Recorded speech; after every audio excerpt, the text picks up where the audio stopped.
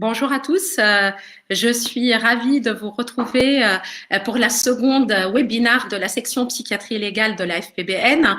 Je vois que vous êtes déjà hyper nombreux à être connectés. Merci au grand centre hospitalier spécialisé Vinatier, l'hôpital de Toulouse, l'hôpital de Armentières à Lille, etc., Sainte-Anne, d'avoir organisé même des petites réunions pour retransmettre ce webinaire. Donc, c'est le second. On va parler d'un sujet extrêmement brûlant, un sujet d'actualité, c'est la contention et l'isolement. Encore plus d'actualité parce qu'on a reçu une modification qui a été publiée le 8 octobre, donc hier, sur Légifrance, avec une modification de l'article 42. Et donc, on peut pas être au cœur de l'actualité plus que ça. Donc, pour s'y faire, on a deux orateurs. Donc, le coprésident de la section, Mathieu Lacambre, avec qui on travaille souvent, et c'est un plaisir toujours d'entendre Mathieu. Mathieu est psychiatre au centre hospitalier universitaire de Montpellier, vous le connaissez tous, et il est responsable de la filière de psychiatrie légale.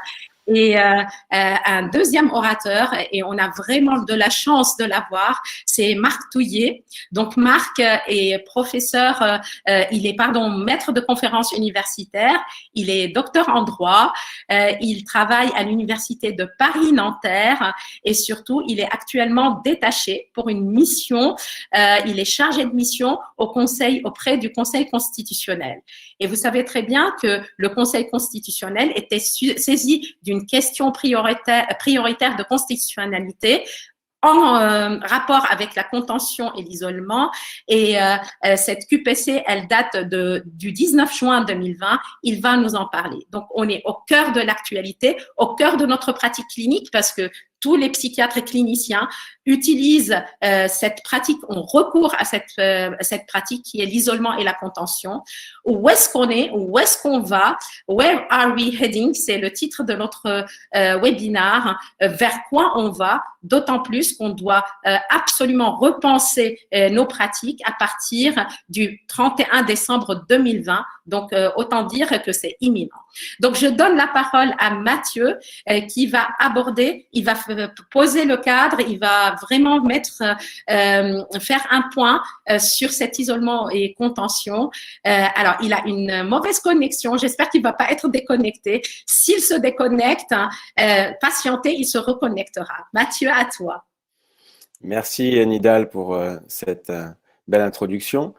L'objectif de cette présentation, c'est de planter le décor sur la situation en France concernant l'isolement et la contention, en sachant qu'il y a une nouvelle injonction à réformer, à légiférer, donc dans les textes et ensuite dans nos pratiques. Alors, j'ai pas de conflit d'intérêt particulier, je pratique pas à titre personnel l'isolement et la contention, mais uniquement à titre professionnel pour pouvoir protéger et prévenir un dommage. Donc, je vais simplement rappeler quelques éléments d'introduction chiffrés, ensuite présenter les référentiels concernant l'isolement et la contention en France pour la psychiatrie. Et puis, nous aborderons la question au niveau européen et je vous donnerai des références, si vous le souhaitez, sur ce qui se passe dans le monde. Bien sûr, il y a quelques écueils et limites à cette pratique et dans son encadrement médico-juridique. Et c'est une des raisons pour lesquelles la loi vient nous rappeler finalement et encadrer cette pratique. Sur le plan des soins sans consentement de manière générale, puisque la pratique de l'isolement et la contention s'adresse toujours à des patients ou sur des soins sans consentement, il faut bien avoir en tête le nombre d'hospitalisations globales en France en psychiatrie à temps complet. C'est autour de 340 000 avec une stabilité, comme vous le voyez sur ces chiffres, qui donne un ratio d'un patient sur 5 ou sur 4, 4,5, qui va bénéficier, dans le cadre de cette hospitalisation en psychiatrie, d'une hospitalisation en soins sans consentement. Donc, sur le volume global de personnes hospitalisées en psychiatrie, une personne sur 4 est admise en soins sans consentement. Sur ce volume de patients hospitalisés, en psychiatrie, environ 8% des patients vont bénéficier dans leur séquence d'hospitalisation d'une mesure d'isolement. C'est des données du contrôleur général du lieu de privation de liberté de 2016, avec une durée moyenne d'isolement de 15 jours en France. Alors, regardez ces notions. Donc, sur le nombre de personnes hospitalisées, 1 sur 5 en soins sans consentement. Sur ces 1 sur 5, environ 8 à 10% vont passer en chambre d'isolement avec une durée moyenne de 15 jours. Concernant la contention, la durée moyenne est de 16 heures. Je vous donnerai quelques repères sur ce qui se passe en Europe. La médiane autour de 5 heures, avec une incidence pour les gens qui sont placés en isolement autour de 2,5%. Donc, c'est assez faible, on utilise en dernier recours, vous le savez. Mais en fonction des lieux et des profils, on a un recours privilégié à la contention physique, autour de 7% d'urgence, et on n'a aucune donnée sur les personnes âgées et les pratiques en EHPAD ou dans des unités médicalisées qui accueillent les personnes âgées. Plusieurs données globales et générales qui montrent que le recours à la contention et à l'isolement est adressé de préférence chez des sujets masculins, jeunes, présentant une schizophrénie, avec un risque hétéroagressif. Ça rejoint des données de la littérature, en particulier sur une revue Cochrane de 2017, concernant le profil des patients admis en soins sans consentement, c'est-à-dire des sujets jeunes de sexe masculin qui présentent une dangerosité avec des violences et une menace et qui souffrent de troubles psychotiques. En France, aujourd'hui, le référentiel pour l'isolement et la contention sur le plan juridique est apparu relativement récemment. C'est la loi du 26 janvier 2016, dite de modernisation de notre système de santé, qui a précisé les choses. Après qu'on ait légiféré, là aussi en urgence, suite à une QPC, sur la question des soins sans consentement. Vous le savez par cœur, il y a des référentiels cliniques et juridiques pour le soin sans consentement, avec 3 critères cumulés: la présence d'un trouble psychiatrique, la capacité ou les capacités de jugement et de discernement qui sont altérées en lien avec ce trouble, et la nécessité de soins immédiats assortis d'une surveillance constante en milieu hospitalier. Soit il y a une menace pour la santé et l'intégrité, on sera sur des soins sur décision du directeur de l'établissement, soit il y a une menace pour la sécurité ou l'ordre public, et c'est un référentiel de soins à la demande du représentant de l'État. Il s'agit d'envisager l'isolement et la contention dans un enchaînement, une sorte de cascade médico-légale avec un entonnoir. Les 3 critères cumulés de soins sans consentement: troubles psychiatriques, altération des capacités de jugement et de discernement, la nécessité de la surveillance constante.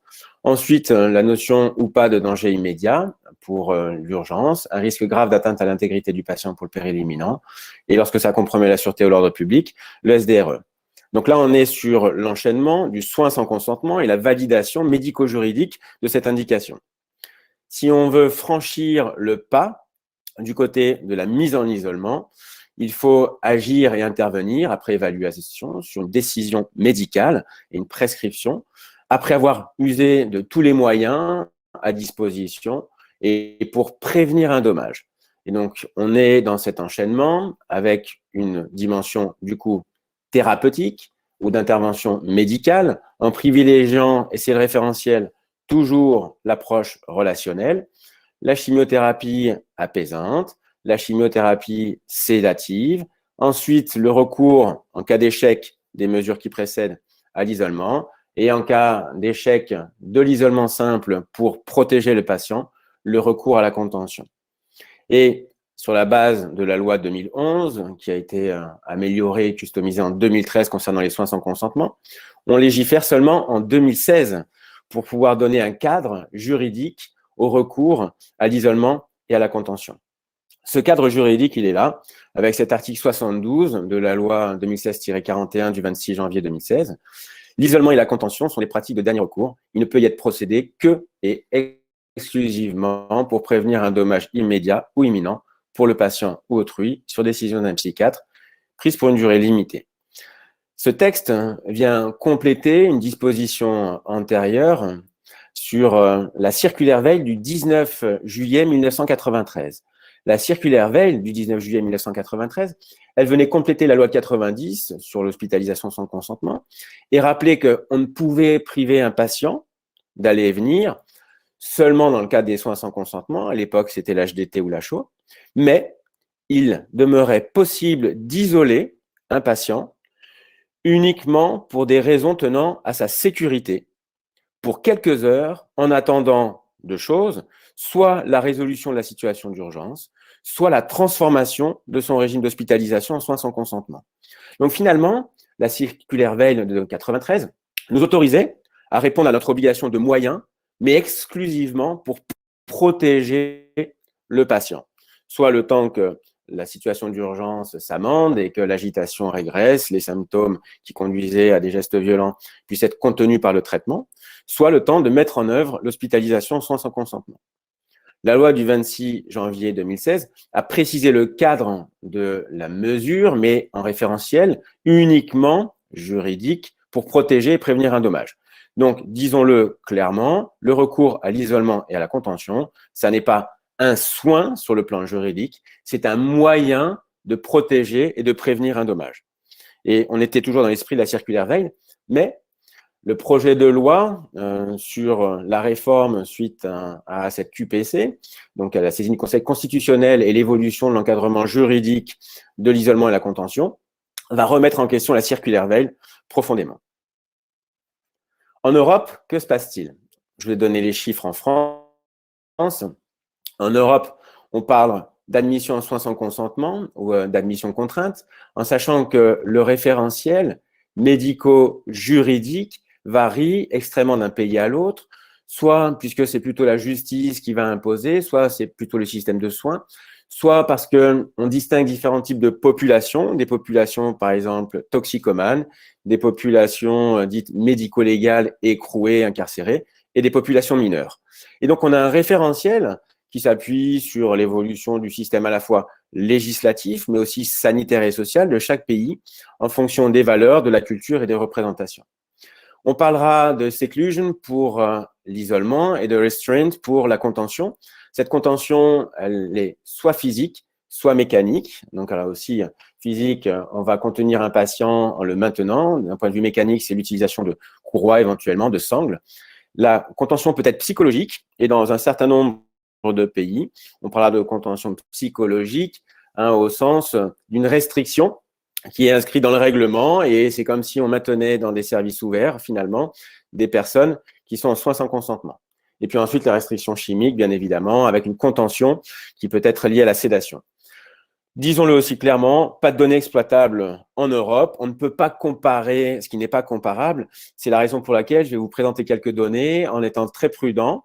D'abord, en illustrant la situation sur les soins sans consentement, puisque le référentiel, c'est d'abord la question de la contrainte et de l'absence de consentement, mais aussi ensuite un papier qui est très très bien structuré, qui a permis d'identifier quels pourraient être les paramètres et les critères d'évaluation pour comparer.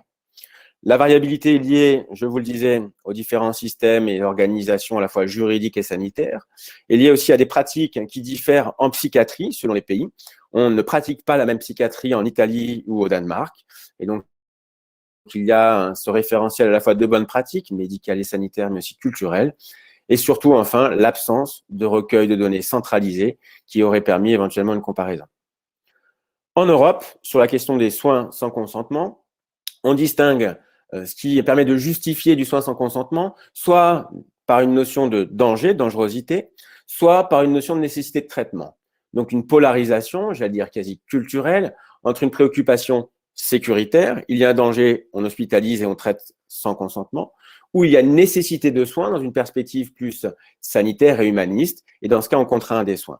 Donc vous voyez que en fonction de la perspective, on organise une réponse qui est juridique, médicale, avec une distinction entre la contrainte de l'hospitalisation, on va vous obliger à être hospitalisé, et la contrainte d'un soin, c'est-à-dire qu'on pourra administrer ou pas au cours de l'hospitalisation, sans le consentement du patient, un soin, une injection, un médicament.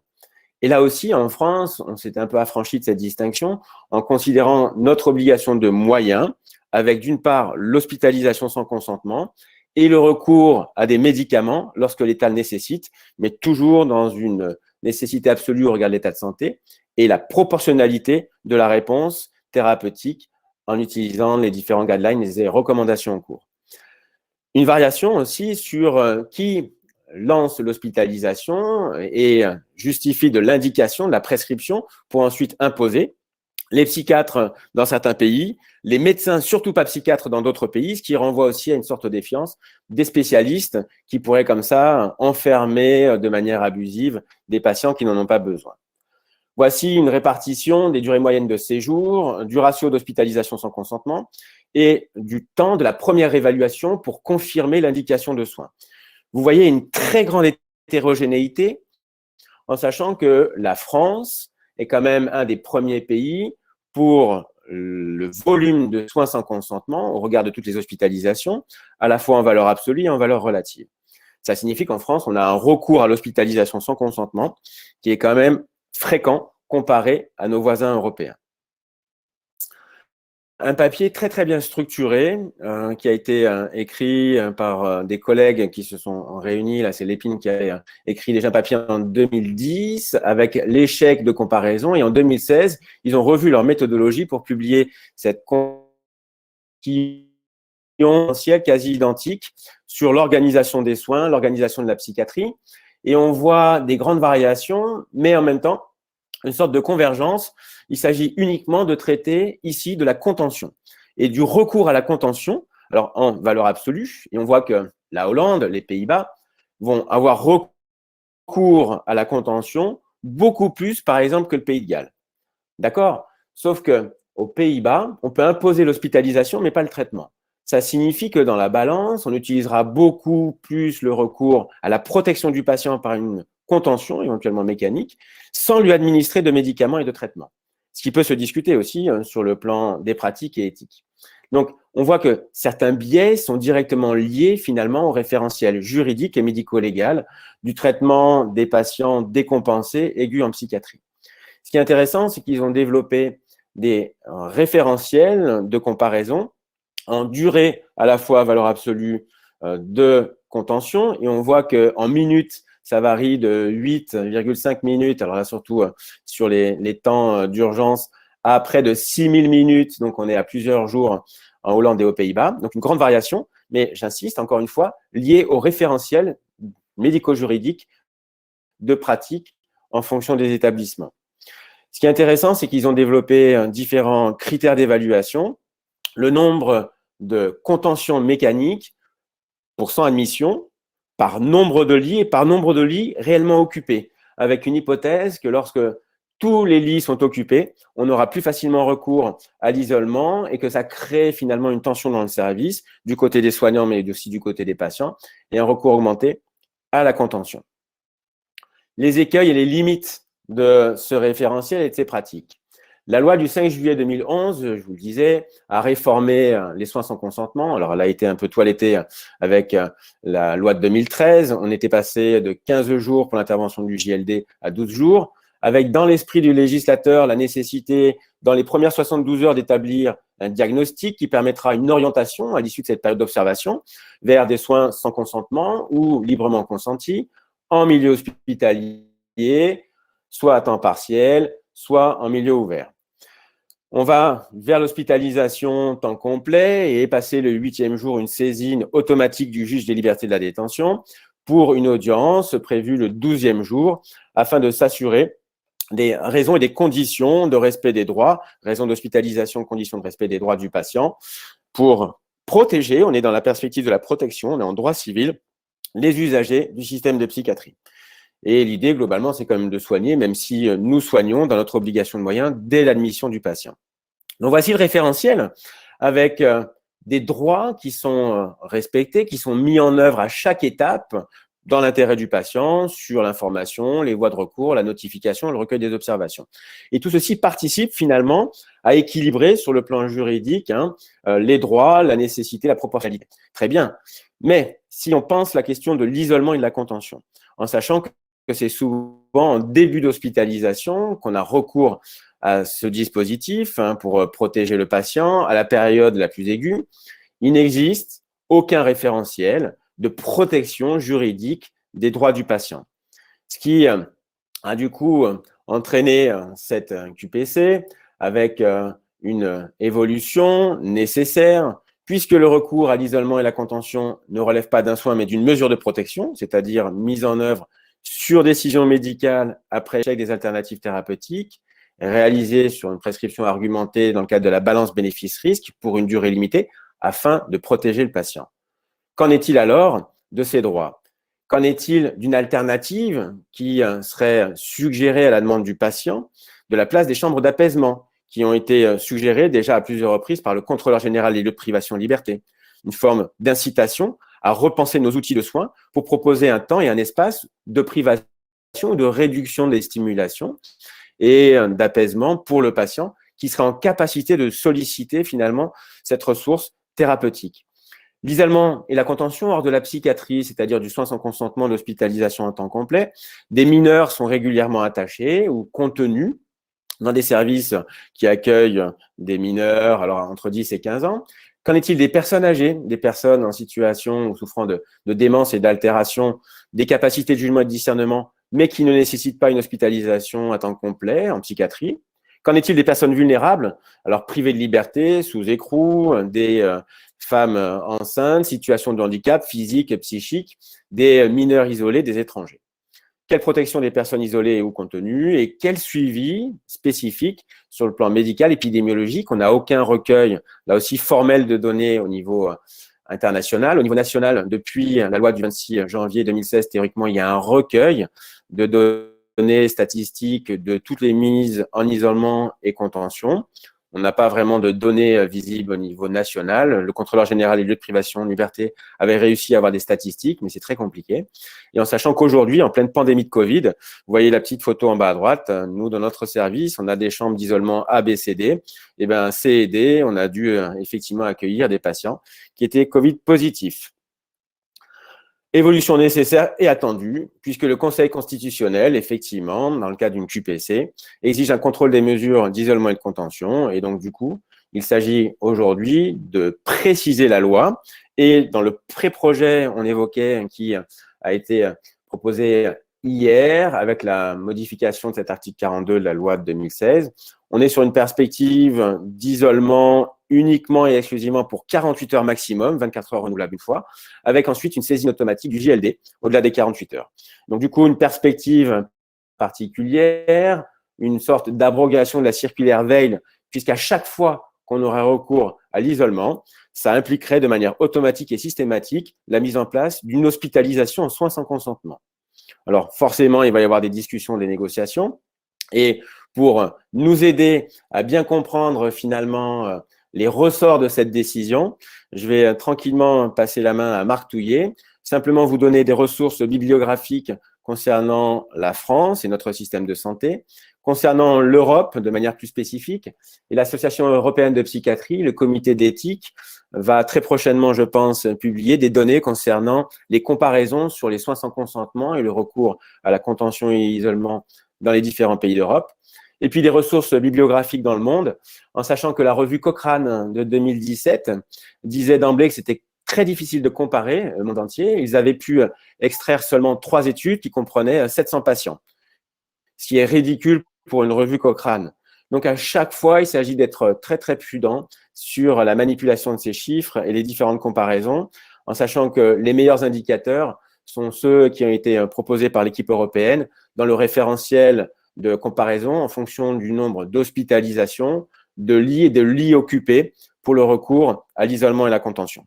Si vous le souhaitez, ici, les liens pour le rapport du contrôleur général des lieux de privation de liberté, les recommandations de bonne pratique de la Haute Autorité de Santé concernant le recours à l'isolement et la contention, recommandations qui vont devoir être amendées et rénovées assez rapidement suite à l'adoption effectivement de la loi et sa mise en œuvre sur cette réforme attendue. Et puis les recommandations du NICE sur la gestion de la violence et de l'agression qui ont été mises à jour en mai 2019. Je vous remercie pour votre attention. Bravo Mathieu, merci. Excellent topo, très synthétique. Franchement, tu as fait le tour européen également, l'état des lieux. Donc, je te remercie pour cette intervention. Donc, je rappelle pour les gens qui nous ont rejoints dans un second temps que on a la chance d'avoir Marc Touillet avec nous aujourd'hui. Alors, Marc, je répète, est docteur en droit, docteur en sciences criminelles. Il est maître de conférence à l'Université de Paris-Nanterre et surtout surtout, et c'est pour ça qu'il est là aujourd'hui, il est en mission détachée au Conseil constitutionnel et il va nous parler de cette QPC de mois de juin qui est toute récente. Marc, à toi, merci. Merci à toi, Nidal, pour cette invitation. Je suis très content de pouvoir aujourd'hui participer à ce webinaire, d'autant plus que je pense qu'il n'y a pas, grâce à l'intervention de Mathieu, besoin de revenir sur toute l'évolution qui serait assez fastidieuse de la législation sur les soins psychiatriques sous contrainte, parce que le décor a été excellemment bien planté. J'ai même l'impression, mais je vous épargnerai quand même pas d'une toute petite présentation que vous n'avez pas forcément besoin dans notre public disons d'une rétrospective sur ce qu'est le rôle et l'impact du Conseil constitutionnel en matière de législation applicable aux soins sans consentement, puisque avant la décision que je vais avoir l'occasion d'aborder du 19 juin dernier, c'est pas moins de 7 décisions, je reprenais un peu le décompte, que le Conseil a été amené à rendre depuis 2010. C'est-à-dire depuis l'entrée en vigueur de ce qu'on appelle la question prioritaire de constitutionnalité, sur des problématiques qui ne touchaient pas spécifiquement à la question de l'isolement ou de la contention, mais au cadre plus général, et qui a été largement repensé depuis, des soins à la demande d'un tiers ou sur décision du représentant de l'État. Donc, merci de cette invitation et je précise d'emblée que effectivement j'ai une liberté de parole en tant qu'universitaire, mais étant en détachement au service juridique du Conseil constitutionnel, ici je me limiterai par rapport à la mission qui est la mienne à revenir sur cette décision qui a été rendue il y a un peu plus de 3 mois maintenant, la décision du 19 juin dernier, et je n'aborderai donc pas les perspectives qu'elle ouvre plus globalement au regard de l'impact qu'elle a eu concrètement sur la nécessité en fait de réformer le dispositif. Oui. Mais pour comprendre justement ce qui va changer, le mieux, et c'était tout l'intérêt je pense de cette invitation, c'est que vous sachiez d'où l'on vient. Alors, le Conseil constitutionnel, de façon très rapide, vous le savez, je crois suffisamment désormais, en particulier nos amis professionnels de santé, il est chargé de contrôler notamment la conformité des lois à la Constitution. Et s'il a pris une importance sur la scène publique de plus en plus grande ces dernières années, c'est parce que jusqu'à présent, il ne l'œuvrait pas dans l'ombre, mais disons que jusqu'à 2010, il était saisi uniquement avant promulgation d'une loi, c'est-à-dire avant que la messe ne soit dite en quelque sorte sur l'élaboration d'un texte par le Parlement, à condition, ce n'était pas automatique sauf dans certains cas, à condition que, par exemple, le Premier ministre, le Président de la République, le Président d'une des assemblées, ou un groupe de sénateurs ou de députés, composé de 60 députés ou 60 sénateurs, ait décidé de faire appel à ces services. Le Conseil constitutionnel, dans ce cadre-là, depuis qu'il existe, c'est-à-dire sous la Ve République, il a vocation à jouer le rôle de gardien de la Constitution, c'est-à-dire de veiller à ce qu'au regard des droits et libertés fondamentaux, notamment ceux qu'on trouve dans la Déclaration des droits de l'homme et du citoyen de 1789, qui vit véritablement grâce à toutes ces décisions que le Conseil a rendues depuis 1958, il a vocation à veiller à ce que nos droits les plus précieux, quelles que soient les raisons pour lesquelles ils peuvent être limités, et notamment dans le domaine hospitalier, ils ne soient jamais bafoués par, non pas les autorités qui sont chargées de les faire respecter. Le Conseil constitutionnel, lui, il a un rôle beaucoup plus en retrait, mais à la fois aussi beaucoup plus large, puisqu'il va contrôler ce que le législateur lui-même a fait, c'est-à-dire dans toute l'abstraction du message que la loi fait passer. Ce rôle-là, jusqu'à 2010, il était quand même assez cantonné, puisque le Conseil n'était saisi que si, avant donc la promulgation d'une loi, les autorités que j'ai évoquées rapidement prenaient l'initiative de le saisir. En tout cas, pour les lois en matière de santé, c'était notamment ce qui se passait. Depuis 2008, mais la QPC, la question prioritaire de constitutionnalité, a été concrètement mise en place et rendue possible à compter du 1er mars dernier. Du 1er mars 2010, pardon. Depuis le 1er mars 2010, tout justiciable, c'est-à-dire toute personne qui est impliquée dans un litige, peut soulever une question prioritaire de constitutionnalité dont l'objectif est peu ou prou le même, c'est-à-dire demander au Conseil constitutionnel de vérifier que le texte de loi, ça peut être un tout petit bout, ça peut être un article, ça peut être un ensemble d'articles, est conforme à la Constitution. Plus précisément, Cette QPC, elle va avoir vocation à être posée dans le cadre d'un litige, comme je viens de le dire. Ça peut être un litige devant les tribunaux administratifs, et on sait qu'en matière de santé, à ce moment-là, ça va plutôt intéresser les questions qui touchent au service public hospitalier. Ça peut être un litige porté devant les juridictions judiciaires, par exemple, à l'occasion d'un séjour en clinique. Dans un cas comme dans l'autre, toute personne qui est impliquée dans un litige, comme demandeur ou défendeur, peut, à tout moment de la procédure, soulever cette question prioritaire de constitutionnalité qui va en quelque sorte, à un moment donné, ouvrir une parenthèse, quand elle est posée, une parenthèse visant à interrompre la discussion au fond du litige pour savoir si, au fond, ce litige, il va être tranché à l'aune d'une règle qu'on peut accepter ou non comme étant constitutionnelle. Et cette constitutionnalité de la règle, elle dépend de ce que, dans le cadre de la QPC, le Conseil constitutionnel, lorsqu'il est saisi, va considérer qu'il y a une atteinte acceptable ou non aux droits et libertés fondamentaux de notre Constitution.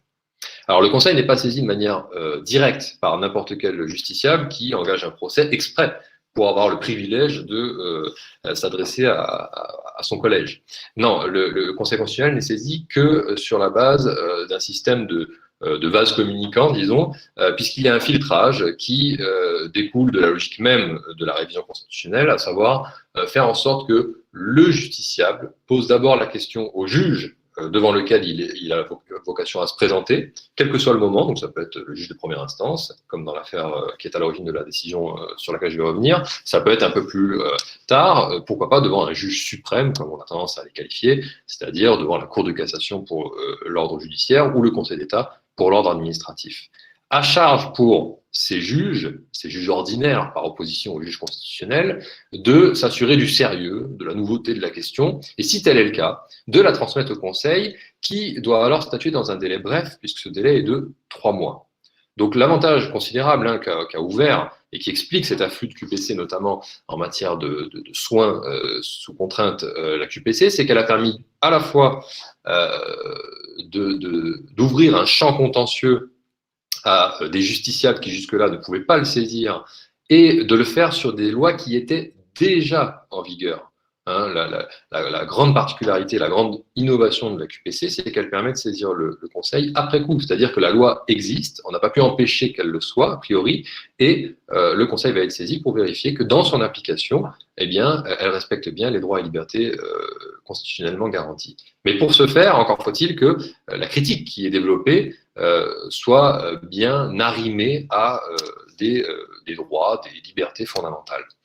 Dans le cas qui nous intéresse, donc la décision rendue le 19 juin dernier, c'est un particulier qui a fait l'objet d'une mesure de soins sous contrainte qui s'est tourné vers les juridictions judiciaires et la Cour de cassation a saisi le Conseil aux fins de savoir si le texte qu'évoquait Mathieu, issu de la loi Touraine de 2016 et qui régit la question plus spécifique de l'isolement et de la contention, était bel et bien conforme à la Constitution. Dans cette affaire, c'est l'objet de la diapositive que je fais apparaître. Donc, on a été, mais ça n'a pas d'incidence directe sur la question, hein, dans un cadre qui est celui de l'hospitalisation à la demande d'un tiers, suivi d'une décision en urgence du directeur d'établissement, qui a conduit à une hospitalisation complète de l'intéressé et dont on devine qu'elle a été suivie de mesures d'isolement et ou de contention. Le principal intéressé a soulevé une question devant le juge des libertés de la détention dont Mathieu rappelait qu'il a vocation à intervenir rapidement à la suite notamment des décisions que le Conseil avait rendues en 2010 et 2011 et il a été saisi aux fins de prolonger la mesure d'hospitalisation sous contrainte. À cette occasion, l'intéressé donc lui a posé la question de savoir si les dispositions de la loi Touraine qui ont été intégrées au Code de la santé publique et plus précisément à l'article L 3222-5-1, ces dispositions, telles que la Cour de cassation les a interprétées jusqu'à présent, portent atteinte à des droits et libertés que la Constitution garantit, et plus précisément, c'est le fragment que j'ai cité, à l'article 66 de la Constitution, en ce que aucun contrôle juridictionnel n'est prévu en cas d'isolement et de contention mis en œuvre dans le cadre des soins psychiatriques. La Cour de cassation donc a renvoyé la question, sinon le Conseil n'aurait pas été saisi. Elle l'a renvoyé le 5 mars dernier. Si vous faites les comptes, vous verrez que le Conseil a statué un peu plus tard que les fameux 3 mois que j'évoquais de délai accordé. C'est lié aux circonstances de l'épidémie que nous avons toutes et tous bien connues en cette période-là. Et quoi qu'il en soit, le renvoi a été motivé par le fait qu'aux yeux de la Cour de cassation, les mesures d'isolement et de contention telles qu'elles sont régies par le texte qui a été renvoyé, peuvent être de nature à caractériser une privation de liberté, laquelle imposerait, c'est la question qu'elle renvoyait, un contrôle systématique du juge judiciaire. Alors, je ne vais pas entrer tout de suite dans le vif du sujet, je vais simplement bien préciser sur quoi le Conseil s'est prononcé. C'est le texte même de l'article L 3222.5.1 qui lui a été renvoyé. Ce texte, comme Mathieu le disait, pose un cadre pour les mesures d'isolement et de contention. Il pose une condition de fond qui est quand même pas négligeable, celle suivant laquelle ça ne doit intervenir qu'en dernier recours. Ça doit être une forme d'ultima ratio, le recours à l'isolement ou à la contention, pour prévenir un dommage immédiat ou imminent pour le patient, pour autrui. Et différentes garanties sont posées par ailleurs, a priori, dans la manière dont cette mesure se déroule. Le texte, tel qu'il a été voté, et il n'a pas été modifié depuis 2016, prévoit notamment que la décision de placer à l'isolement ou sous contention appartient à un psychiatre. Donc c'est une décision qui est prise par une autorité médicale, si je le décrypte ainsi sous l'angle juridique. C'est une mesure qui est prise pour une durée limitée. La loi s'en tenait à cette affirmation-là, une durée limitée, qui doit faire l'objet d'une surveillance stricte par le personnel médical et d'un registre, Mathieu l'évoquait également, tenu à cet effet, registre qui a vocation à permettre d'assurer une forme de transparence vis-à-vis des autorités extérieures qui pourraient être amenées à consulter ce registre. Le hic, si je puis dire, c'est que parmi ces autorités n'a pas figuré explicitement, que ce soit pour la consultation du registre ou pour l'autorisation de permettre un isolement ou une contention pendant une certaine durée, l'intervention d'un juge. Or, et c'est là qu'on en vient à la critique constitutionnelle, le Conseil, comme je le disais à l'instant, s'est vu interroger sur la base d'un texte en particulier, qui est l'article 66 de la Constitution. C'est un article qui est tout à fait considérable au regard de l'écho qu'il a vis-à-vis notamment de la Déclaration des droits de l'homme et du citoyen, puisqu'il rappelle qu'on ne peut pas être arbitrairement détenu, et que l'autorité judiciaire, gardienne de la liberté individuelle, assure le respect de ce principe dans les conditions prévues par la loi. Alors, dit comme cela, ça peut vous paraître un peu abstrait, mais le Conseil a eu l'occasion de développer une jurisprudence qui l'a amené à décliner un certain nombre d'exigences, qui sont autant d'impératifs qui découlent d'un rattachement d'une mesure privative de liberté à l'article 66 de la Constitution. Parmi ces conséquences que vous retrouverez dans la décision 2020-844 QPC, que je vous invite à lire, elle est somme toute assez brève, le Conseil exige que la liberté individuelle ne donne pas lieu à l'application de mesures qui excéderaient une rigueur nécessaire. Le Conseil estime qu'à cet égard, il doit toujours, lorsqu'il est amené à statuer sur une mesure privative de liberté, s'assurer que les atteintes liées à cette mesure sont adaptées, nécessaires et proportionnées aux objectifs poursuivis. Donc il y a là ce qu'on appelle un triple test de proportionnalité au fond. Par ailleurs, du point de vue des autorités compétentes, le Conseil admet qu'une mesure privative de liberté n'est pas nécessairement subordonnée à une décision prise par l'autorité judiciaire elle-même. C'est-à-dire que le Conseil admet dans sa jurisprudence que des mesures, même privatives de liberté, puissent être décidées par des autorités autres que judiciaires. L'hospitalisation sans consentement, à la racine, en est un très bon exemple, puisque, que ce soit le préfet ou le directeur d'établissement, vous avez bien là des illustrations que l'hospitalisation, lorsqu'elle est non consentie et qu'elle se traduit par une hospitalisation complète, est alors décidée, le placement, par une autorité qui n'est pas judiciaire, sans que le Conseil ait considéré que cela heurtait les droits et libertés fondamentaux. En revanche, et ça va être décisif pour la suite de notre raisonnement, le Conseil a aussi, et corrélativement, posé une exigence, c'est que toute mesure privative de liberté doit être placée sous le contrôle de l'autorité judiciaire, c'est-à-dire sous le contrôle d'un juge indépendant, un juge qui doit pouvoir s'assurer que, eh bien précisément, la rigueur nécessaire est bien appliquée à travers la mesure. Et ce juge, on exige, et ça a été toute l'histoire de l'évolution des mesures d'hospitalisation sans consentement qu'on a connues depuis 2010, le Conseil exige que ce juge intervienne à prompte échéance, à bref délai, et même, précise-t-il, dans le plus court délai possible. Voilà, alors sur ces bases, il ne restait plus, j'ai envie de dire, qu'à saisir le Conseil et à voir comment il allait faire passer au crible de ses exigences les dispositions de la loi relatives aux mesures d'isolement et de contention.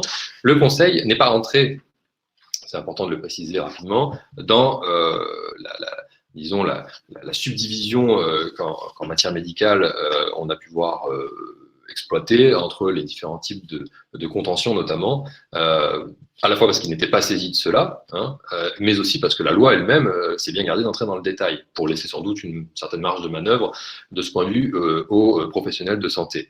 Donc il a, dans l'abstraction qui est celle qui caractérise son rôle, jugé la loi telle qu'elle est posée, il a accueilli le fait que l'isolement et la contention soient susceptibles d'être ordonnés, en partant du principe que par isolement, eh bien, on entend dans le cadre d'une hospitalisation sans consentement le fait de placer la personne hospitalisée dans une chambre fermée, et par contention, le fait de l'immobiliser. Et au regard de l'une et l'autre de ces caractéristiques propres à l'isolement et à la contention, il en a déduit que ces mesures, bien qu'étant appréciées à la discrétion du professionnel de santé qui est compétent pour les prononcer, autrement dit, même si elles ne sont pas à vocation systématique, sont des mesures qui, à partir du moment où elles sont décidées sans le consentement de la personne, doivent être considérées comme des mesures privatives de liberté.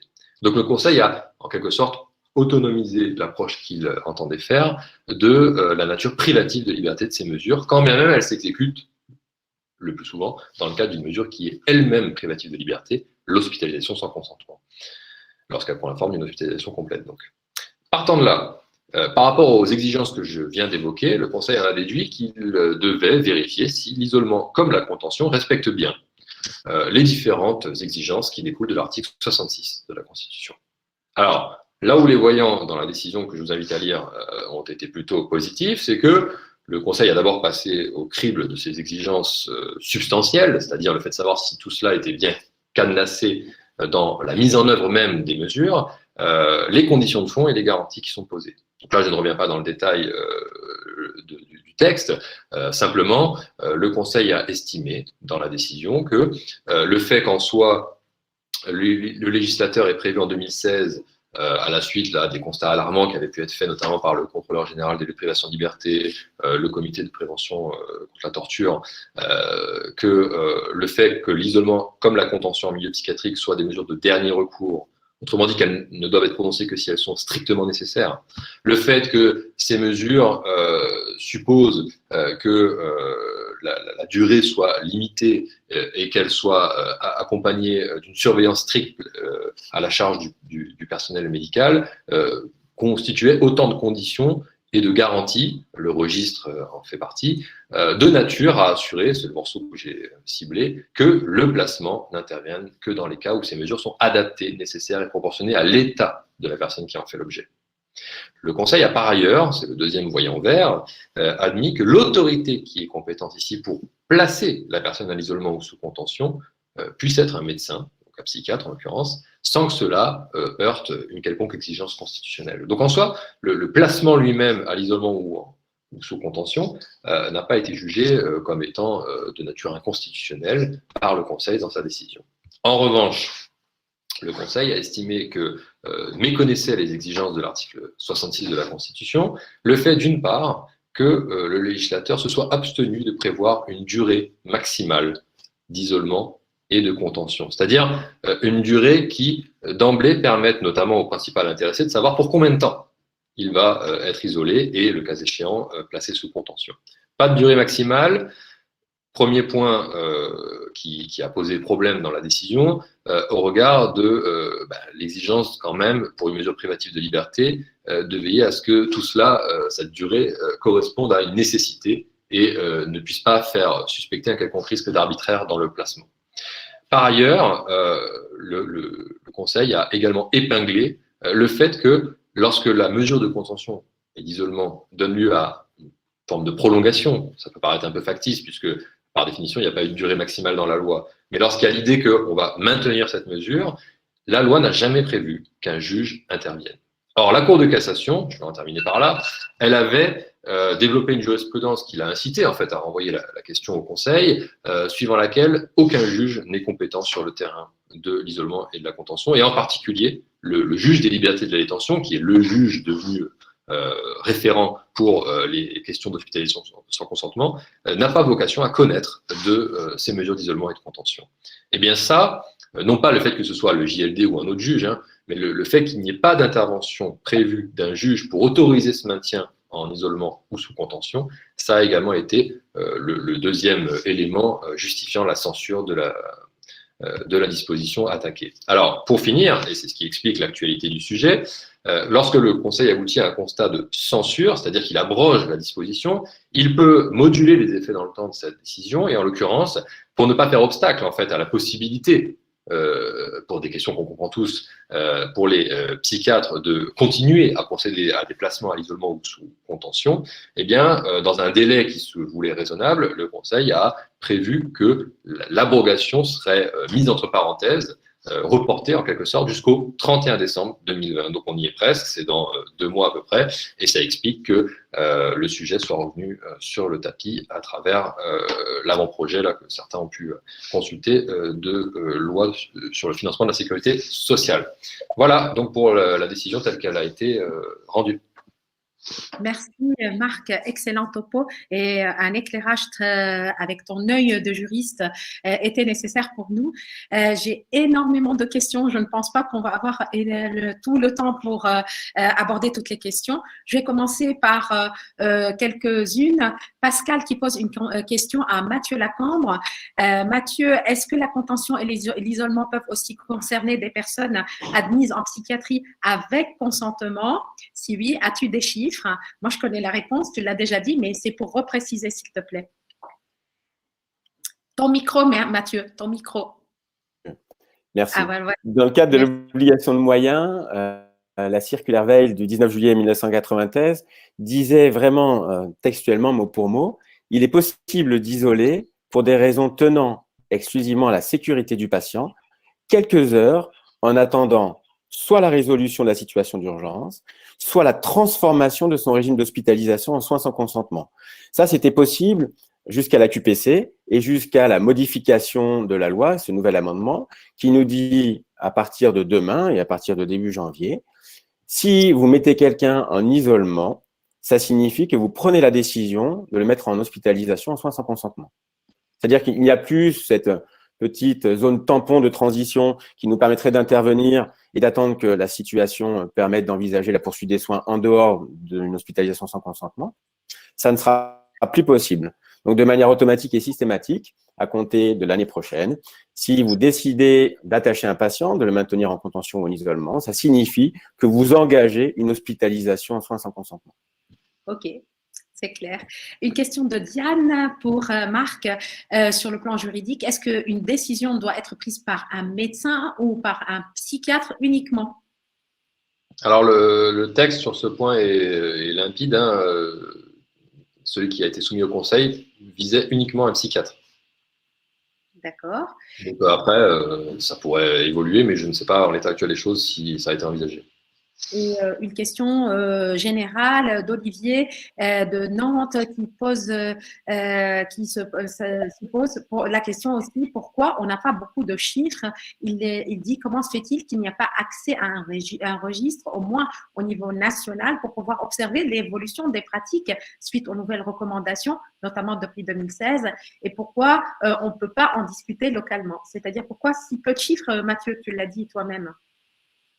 Alors, ça, c'est une vraie difficulté. La loi du 26 janvier 2016 prévoyait la constitution d'un registre. Sauf que le support n'était pas tout à fait précisé. Dans la nouvelle bouture, il est précisé que le registre doit être numérique et accessible. Donc là, on est en train de préciser aussi ce recueil de données. Pour la petite histoire, la loi du 26 janvier 2016 avait imposé le cadre sur isolement-contention. Et c'est seulement après une jurisprudence de la Cour d'appel de Versailles fin 2016 qu'on est rentrés tous dans les clous, hein, tous, et que les établissements de santé ont commencé à être un peu plus rigoureux sur la tenue de ces registres et l'organisation de la prescription d'isolement et de contention. Et lorsque, en 2017, en juillet 2017, la Direction générale de la santé a demandé une remontée de tous les résultats au niveau national, il y a eu très peu de réponses. Donc, les établissements de santé ont une sorte de responsabilité à mieux structurer leur recueil de données, les hostilités de ce recueil, pour pouvoir ensuite, effectivement, le faire remonter et rendre accessibles ces données. Pour compléter la réponse, je vous invite à structurer au sein de vos établissements, dans le cadre de la certification ou de certaines EPP, des groupes de psychiatrie légale sur les soins sans consentement, pluriprofessionnels, avec les médecins rédacteurs de certificats, aux urgences et en intra, les magistrats JLD, le parquet civil, les avocats, puisque dans chaque barreau, il y a une équipe qui est dédiée en droit civil pour la protection des patients, les mandataires judiciaires à la protection des personnes, qui sont très souvent impliqués sur la question du tiers, et si on est dans la perspective de la protection des patients, il faut inviter aussi les mandataires à la personne, les services juridiques de vos hôpitaux, et puis le bureau des lois, ceux qui tiennent ces registres, ce qui permet de pouvoir avoir les données, les chiffres de votre établissement, mais aussi de les faire évoluer pour améliorer les pratiques et la protection des usagers. Ok. Une question pour Marc du docteur Benamia. C'est plutôt une réflexion et une question. D'abord, il trouve qu'à force de légiférer sur le parcours de soins en psychiatrie, on arrive à une perte de chance pour nos patients psychiatriques et il se pose la question pourquoi on emprisonne de plus en plus nos patients et en plus les praticiens dans un carcan juridique. Donc, il se pose la question pourquoi vous intervenez, pourquoi il y a une QPC, pourquoi tout, à chaque fois, on légifère et on met une couche et on demande toujours aux mêmes de se justifier. Sur la réflexion, je pense que je laisserai davantage à Mathieu le soin d'expliquer pourquoi la prison sert parfois un petit peu de refuge et on ne peut que, je crois, en être surpris et s'en plaindre de personnes qui ont parfois de très lourdes pathologies. Mais une chose est sûre, le sujet, puisque pour avoir travaillé sur les travaux parlementaires, lorsqu'il a été débattu à l'occasion de la loi, donc du vote de la loi Touraine, il a évidemment et de manière incontournable posé la question de savoir quelle est la juste frontière entre la décision médicale et puis la décision, disons, légale en quelque sorte. Et là, je ne vais pas vous refaire l'histoire de l'évolution de l'asile, mais il est certain que le corollaire, disons, de la plus grande vigilance que le législateur a entendu imposer en matière de mesures privatives de liberté, abstraction faite de la finalité, puisque la jurisprudence du Conseil constitutionnel, tout comme le principe même de l'intervention d'un juge en cas de privation de liberté, transcende la finalité recherchée. Et d'ailleurs, dans la décision du Conseil, il n'est pas fait mention, tout comme ça avait été un choix du législateur lors du vote de la mesure, de la finalité qui est poursuivie. C'est-à-dire que, je me souviens, le mot qui a été employé dans la loi, c'est que l'isolement et la contention sont décidés. C'est une décision d'un psychiatre. C'est pas une prescription. Alors moi, je me garderais bien d'expliciter la différence, mais il y a eu, en tout cas, je me rappelle, pour avoir étudié les travaux parlementaires, une vraie volonté de ne pas trop entrer dans le périmètre du médecin, du psychiatre qui agit en conscience. En revanche, ça, évidemment, je sais que certains s'en plaignent et je comprends quand les règles deviennent trop complexes.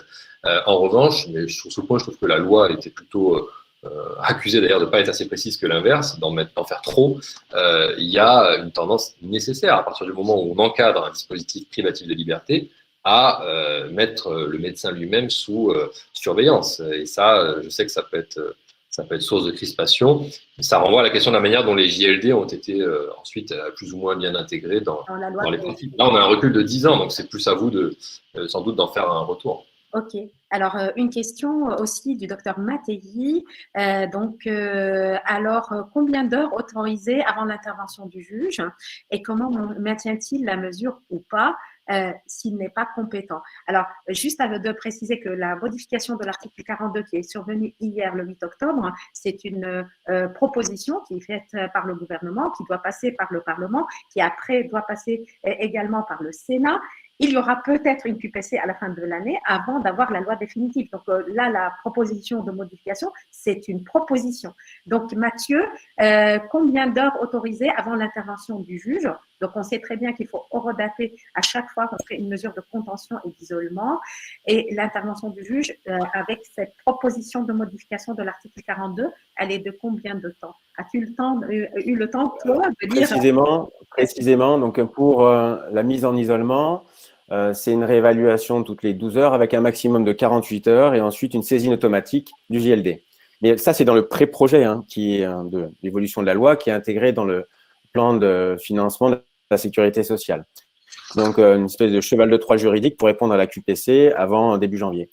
Donc, il va y avoir des allers-retours, il va y avoir des discussions et je pense que nous, professionnels, aurons, je l'espère, quand même notre mot à dire sur à la fois alors l'aspect pratique, la faisabilité, et puis aussi l'intérêt pour le patient.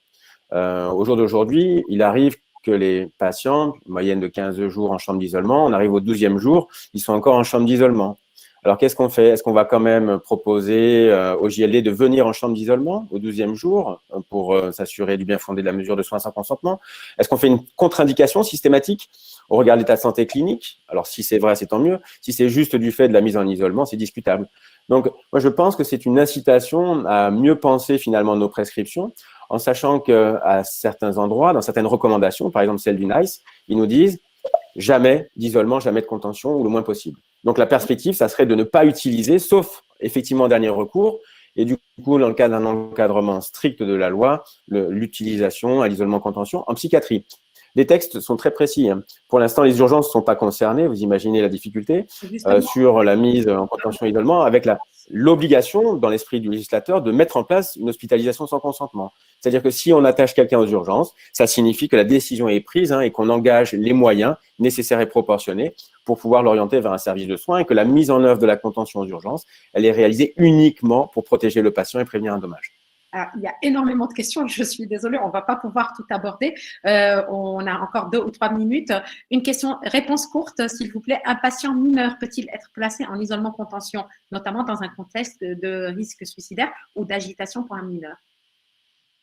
Alors, il n'y a pas de contre-indication formelle liée à l'âge, on est dans l'obligation de moyens, sauf que les hospitalisations en psychiatrie, dans les services d'adultes, théoriquement, c'est après 15 ans. Il y a eu quelques situations extraordinaires de SDRE de mineurs de moins de 15 ans, même de moins de 13 ans. Mais là, on est dans des situations exceptionnelles qui doivent justifier, je pense, de la part des soignants, de mobiliser le défenseur des droits, les magistrats, le parquet des mineurs, etc. Parce qu'on est après potentiellement dans une forme de maltraitance. Concernant l'obligation de moyens, quel que soit l'âge du sujet, on doit intervenir.